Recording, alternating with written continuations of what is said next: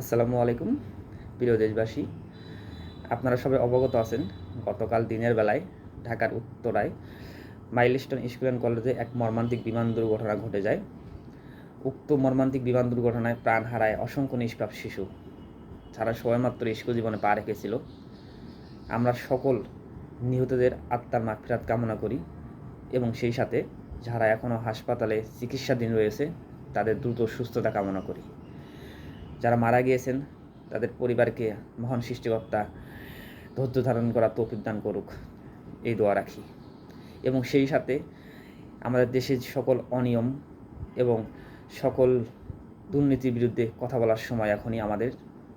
আমরা চাই প্রাচীন এই সব যন্ত্রপাতি, বিমান হোক বা অন্য কোনো বাহিনী, সব আধুনিকায়ন করা হোক। আর যেন কারো প্রাণ অকালে ঝরে না যায়, এটাই আমাদের প্রার্থনা, এটাই আমাদের দোয়া। ভালো থাকবেন সবাই।